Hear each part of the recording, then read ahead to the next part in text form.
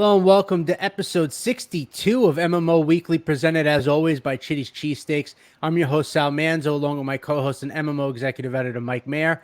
And we're joined by a very special guest this week, Mets minor leaguer, Nick Morabito. Nick, thanks so much for taking some time with us tonight, man. We appreciate it. Yeah, thank you guys for having me. Absolutely. Obviously, World Series going on right now. I know Mike has that on the background, but we wanted to just kind of before we get into talking about your minor league season and everything like that. For folks that don't know, Nick was drafted by the Mets in the second round of 2022. Obviously, a couple of years of Pro Bowl now under your belt. You won couple of two classes this year, or as far as two levels this year, at the Complex League, and then playing with St. Lucie to end the year. First and foremost, I just want to talk to you about like what it was like getting drafted by the Mets. Obviously, you got drafted out of high school, just what that process was like, making the decision to go pro once you were, drafted as opposed to going the college route. I'm just interested to know what that kind of process was like for you. Yeah, for sure. I think first and foremost, I think it was pretty special to be drafted by the Mets, team from New York. Once I kind of first heard that was going to happen, it was like, wow, like this is pretty special.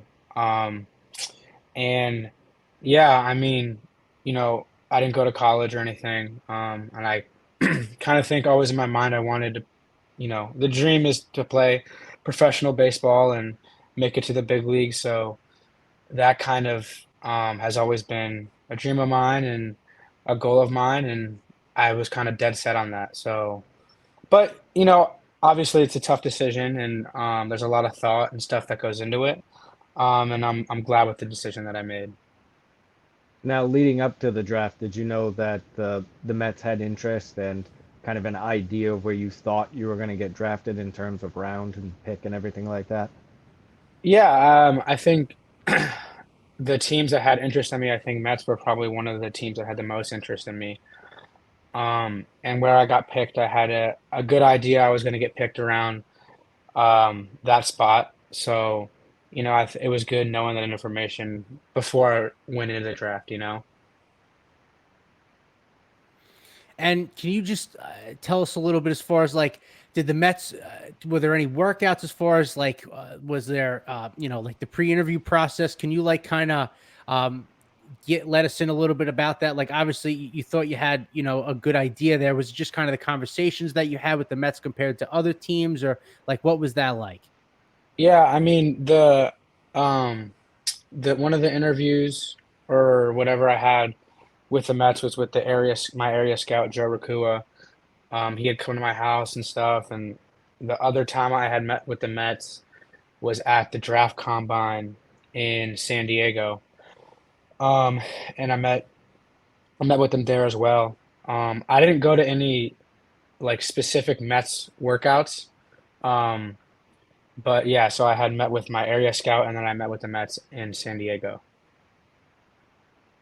Can you talk a little bit about just like what the combine was like? Obviously, that's new over the last couple of years, but just kind of can you give us a little bit about your experience with it? Did you like it? You thought it was helpful, with the exposure as far as with the teams and stuff like that? I'm just kind of curious since it's a new thing that's come about the last couple of years. Yeah, I thought it was pretty cool. It was definitely a great experience. You get to be around all these guys who are potentially going to get drafted. Um, a lot of high school guys, a lot of college guys. You meet a lot of new people. You can kind of pick their brains, stuff like that. And it was a lot of fun, especially, playing in San Diego. That that park's awesome. Yeah, it was a great experience just being around all those guys, and there was a lot of testing, a lot of stuff like that. It was great though. So yeah, so you kind of grew up in a baseball family. What was that like, and how did that kind of get you to where you are today? Yeah, I mean, I think definitely growing up in a baseball family helps. My dad played Division I baseball. My uncle played at Wake Forest, and he played with the White Sox for a little bit. My brother plays, and I had two cousins that played in college as well. So um, that definitely helps. You can kind of I mean, my dad and my uncle, those guys they've been everything to me. Um, and when you have people like that in your corner, Um, I think it's great, and it definitely helps me a lot, and they've made me who I am today. So I owe, everything to those guys. So then, real quick, obviously, you just touched on you got a deep baseball roots in your family. So, like, what's Thanksgiving like? Do you guys get around the table and who argues who's got can hit the ball farthest, throw it the hardest? Do we got competitions going on in the backyard after we're eating? And what's that like? That must be so competitive with so many such a rich kind of baseball background in your family. Yeah, we definitely talk baseball all the time. I think sometimes my mom and my aunt might get tired of hearing it, but my uncle's he's been my hitting coach forever, and so we talk swing, we talk whatever it is. We talk all the time, so it's great. That's Yeah, you kind awesome. of answered my next question. I was going to ask you if your dad and or your uncle or those guys were involved in any of your coaching and your upbringing. Yeah, my uncle, he's my hitting coach. And he's been so impactful and kind of the player I am today. So So how does that work as far as you're obviously professional now, right? You're great baseball player, drafted in the second round. We're talking as we're talking about here. How does your uncle then um get challenge you, so to speak? Because obviously you're trying to make it to the major league level, but you're a pro baseball player. You come with a lot of tout. Like how does that work? Trying to get the most out of you while still being like your uncle family, but trying to push you to be like the best version of yourself now as a professional that you can be. I think the between me and him, it's kind of like this is just the start. Like we've gotten you here, but we're not done yet. And I think another thing that him and my dad have been so helpful with me is just kind of that baseball mentality. They played their whole life, so they know what it's like. Um, and kind of that mentality just to keep going and stuff. Um, so yeah. That's awesome. And so Mike lives in Maine, as everyone on the show knows, and sometime that internet can get kicked out by a moose or something, but he'll come back. That's okay.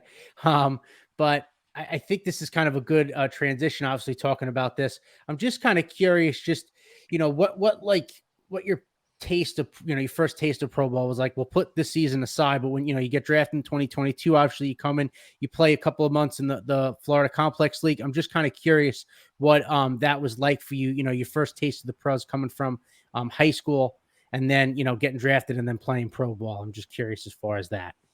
Yeah, I think the first full year is I had a lot of fun. You get to spring training and you kind of meet everybody and everybody throughout the org and a whole lot of different faces, and I think spring training is a lot of fun because um everybody's there, they have the same goals, and you get to pick people's brains, and when you're around a bunch of people who just live and breathe baseball, like I felt like so, like I'm at home, and then as far as the season, you know, playing every single day, and you learn so much about yourself, um, and just being able to wake up and just step onto a field and play every single day, it's like the best feeling in the world. So, yeah, it was a lot of fun. Now, I obviously played at two different levels this year. You played almost 60 games, talking about playing almost every day, and you talk about learning, something about yourself. What would you say that you learned this season about yourself that maybe you didn't know as a ball player or a person, a couple of years before this? I would say it was kind of more on like the mental side, Sure. as far as preparation and a lot of stuff like confidence. Just being able to wake up every single day with the same goals, and being able to go out into the field with that confidence that you kind of prepare yourself with. Um, and then as far as on the actual baseball side, I would say pitching's definitely a little bit different than high school pitching. So there's an adjustment there, and I think that those adjustments are definitely necessary. You need some setbacks and stuff like that in order to learn from it. Um, and I think in my first year, like the pitching was definitely the biggest thing I had to get adjusted to for sure. Yeah, and you mentioned like the adjustments from high school. and the mental part of it. I think you hit 545 your senior year or something like that, and then obviously that's not a realistic number to hit even close to that in the minor league. So how do you kind of how do you adjust to that? Because I mean, hitting 300 in the minor leagues is terrific, but you're going from a guy who got on base 600% of the time to a guy that even if you're doing well, you're getting on at a 400 clip. So how does that change in your mindset?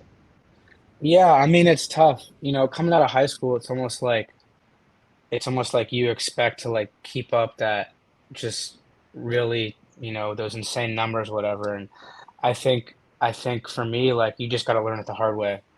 And you see all this great pitching and all these great players, and you kind of got to step up. And I think another part of it is just maturity.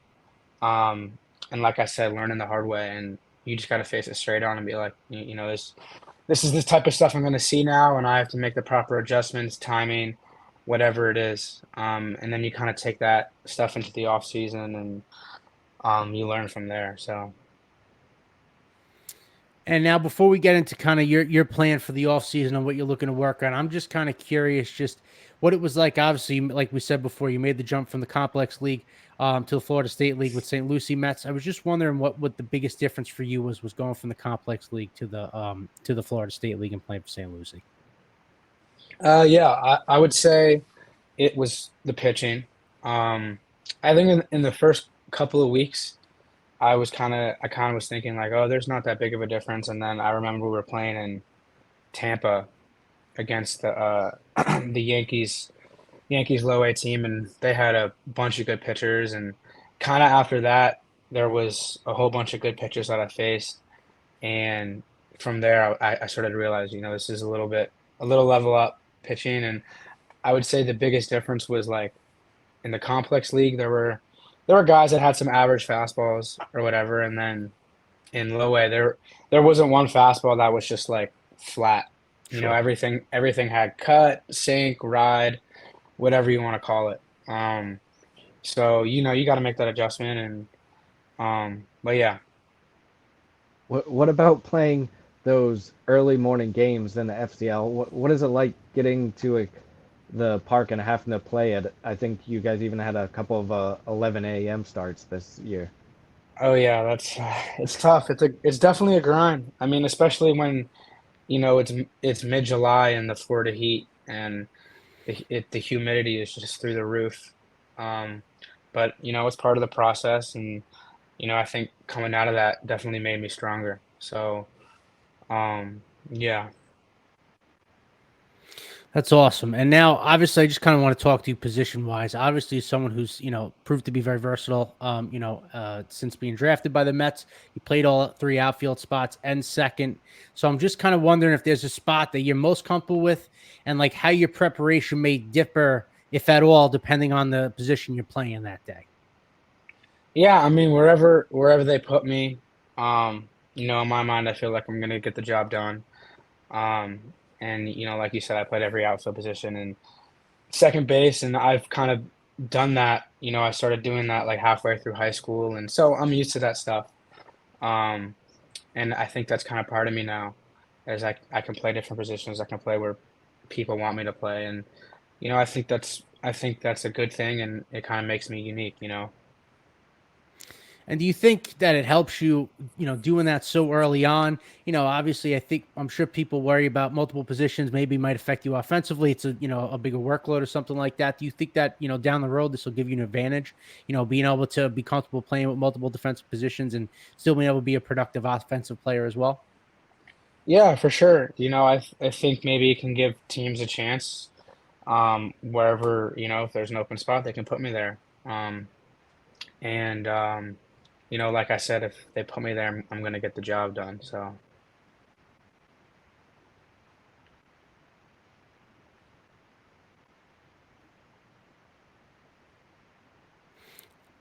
Well, obviously, we talk about offense. Obviously, in within two leagues last year, hit over 300. Obviously, had over. I think Mike mentioned over 400 on base. And between those, I believe you stole.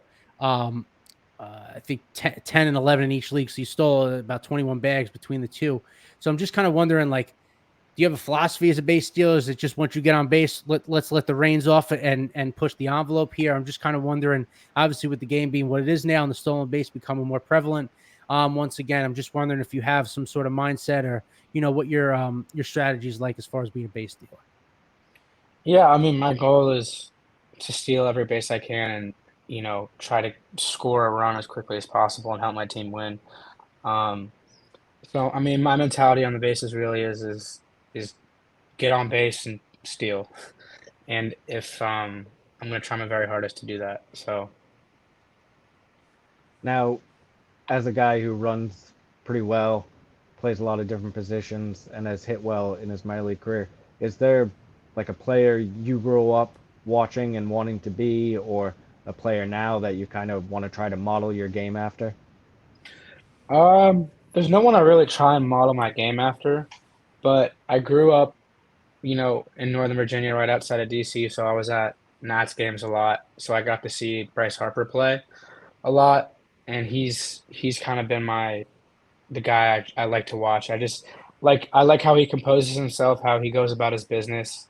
Now he's in Philly, and I watched him in the playoffs a lot this year, and he's just so good, and I love watching him play. So And kind of speaking of the big leagues, the Mets have gone through quite a few different changes as an organization since you were drafted, and they had a very good season last year and kind of disappointing season this year. As a minor leaguer, like how much do you follow during the season, like how well the team's doing, the manager changes, um, front office changes, that type of stuff? How much do you delve into that? yeah, I mean, I see all the stuff, and what happens in the big leagues, and I'm part of this organization, so I see everything that happens. Um, and I try not to delve too much into it, because I'm not there, but I definitely see everything that happens, and I keep up with it. Is there any buzz among and now it's the offseason, obviously. I mean, with the Mets hiring Stearns, I know he kind of comes um, with that cachet as far as of the development players, the minor level, and really putting them in the best position. I know we hear about the pitching lab stuff, but I don't know position player wise, but just wondering if there's any buzz amongst other minor league players, excitement with someone like that coming in and getting his hands within the organization, not only at the big league club but at the developmental level where you are as well. Yeah, I mean, I think we're all fired up and, excited to see where, this kind of next step takes us as far as, development goes and stuff. I think everybody's pretty excited. That's that's awesome. And now I'm going to ask you. We're going to transition from baseball a little bit. Obviously, I assume you're Italian. As someone else with a vowel at the end of his last name, I think I guessed right.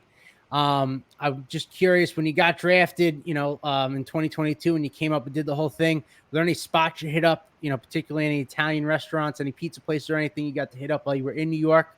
And just kind of talk to you about your favorite Italian food in general. Um, Man, I went to a restaurant. I don't remember the name. Okay. It was an Italian restaurant. I wish I knew the name. Um, but no, I love Italian food. Yeah, I am Italian. I love Italian food, but there's nothing better than I think some homemade Italian food, to be honest. Sure. There's some I think some pretty good spots in Port St. Lucie at least too. I mean, if you're not going to be in New York, I feel like Florida's okay. You get a lot of transplant New Yorkers that are cooking the food, so it should be all right. And St. Yeah, Lucie's got some retirees there. I feel like you did pretty yeah, good in that department. yeah. They St. Lucie's got some decent spots. So Awesome, awesome. Now last couple things. It's Halloween night, obviously. So I would be remiss if we didn't talk a little bit, ask you a couple of things, just as far as you have a favorite costume you wore growing up. Any baseball players? If you say Bryce Harper, we'll just edit it out and put David Wright in there since you're from Virginia anyway. We'll get you a boost. But I'm just kind of curious. Any favorite costumes growing up and Halloween candy that you might have enjoyed growing up and still do now? um, man, I'm trying to think. I think I don't know what grade I was in. I was in elementary school though. I was a toilet seat, and it was homemade, and a lot of people got a kick out of it. Like I had the tissue box, and it was cardboard, and I was proud of myself because I made the whole thing myself. Wow. Um, that's the one I can remember. And as far as candy, I'm a huge Reese's guy. There you Anything go. Reese's. I love Nice. peanut butter chocolate. So, Same, best combo. And oh see, yeah, that's interesting. You would think we thought we'd get a baseball player, maybe your dad or your uncle, a toilet seat. I like that. That's very original. yeah. That's great. Mike, did you have anything else you wanted to finish it up with? Nope, that's good. Awesome. Well, that's going to wrap it up for this week. Nick, thank you so much for coming on. We really appreciate it. We can't wait to follow you throughout the rest of this season coming up. Wish you nothing but the best. And we'll obviously catch everyone up either, next couple of days or next week. We'll see what happens with the certain maybe Mets manager might, get hired here after the World Series. We don't know. But until then, as always, let's go Mets. Thank you guys. I appreciate it. Absolutely.